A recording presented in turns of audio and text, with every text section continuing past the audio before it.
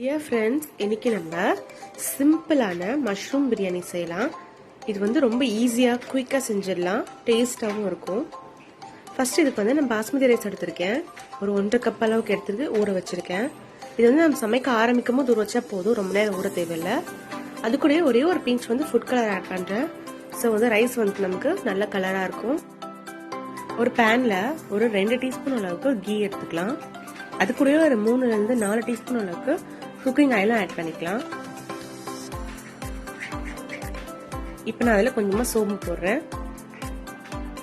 அப்புறமா ஒரு சின்ன பட்டை, ஒரு 3 லவங்கம் போட்டிருக்கேன். என்கிட்ட பே லீவ்ஸ் இல்லை, இருந்தால் நீங்கள் போட்டுக்கோங்க. 2 பச்சை மிளகாவை கீறிட்டு இந்த மாதிரி போட்டிருக்கேன். அப்புறம் 2 வெங்காயத்தை ஸ்லைஸாக கட் பண்ணி அதில் போட்டுட்டேன். இப்போ இது எல்லாத்தையுமே நம்ம கொஞ்சம் எண்ணெயில் வதக்கிக்கலாம்.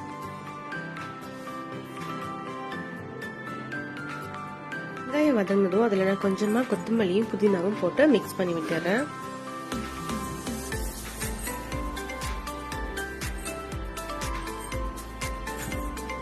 வெங்காயம் டிரான்ஸ்பரண்ட் ஆனதுமே அதில் 1 டேபிள் ஸ்பூன் அளவுக்கு ஜிஞ்சர் கார்லிக் பேஸ்ட் ஆட் பண்ணிக்கலாம். இதையும் நல்லா மிக்ஸ் பண்ணி விட்டுக்கலாம்.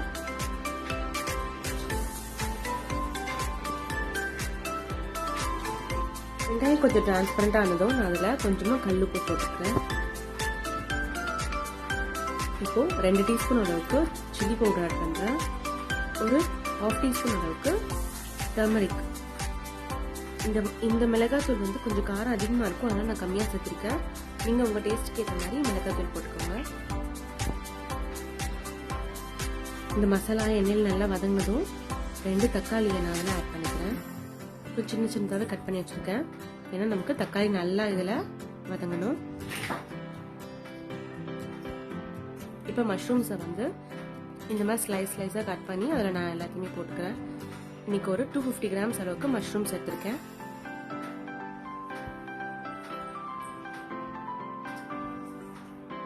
மஷ்ரூமை கொஞ்சம் மிக்ஸ் பண்ணி விட்டுட்டு நம்ம ஒரு லிட் போட்டு இதை கவர் பண்ணி கொஞ்சம் நேரம் குக் பண்ணலாம். அப்போதான் வந்து மஷ்ரூமில் இருக்க தண்ணியெல்லாம் பிரிஞ்சு வந்துட்டு எண்ணெயில் அதனால வதங்கும்.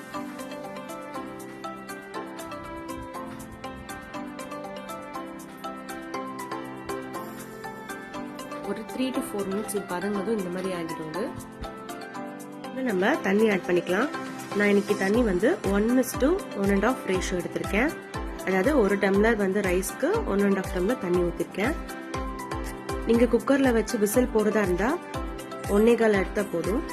தண்ணி கொதிச்சதும் நம்ம அரிசியை வாஷ் பண்ணிட்டு அதில் போட்டுக்கலாம். இப்போ எல்லா ரைஸும் நம்ம போட்டதும் கொஞ்சமாக இதை மிக்ஸ் பண்ணி விட்டுக்கலாம். உப்பு காரம் டேஸ்ட் பார்த்துக்கிட்டு தேவைன்னா இதில் ஆட் பண்ணிக்கலாம்.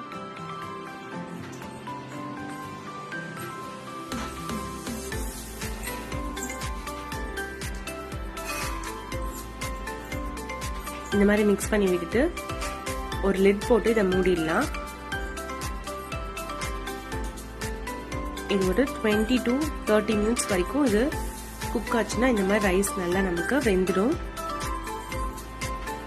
இதை நம்ம உடைக்காம மெதுவா மேலாக்க கலரை விட்டுக்கலாம்.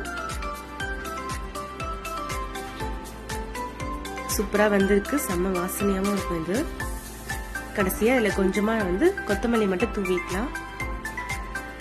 வேணும்னா கொஞ்சமா முந்திரிய நெய்ல வறுத்து அது மேல வந்து போட்டு சர்வ் பண்ணிக்கலாம்.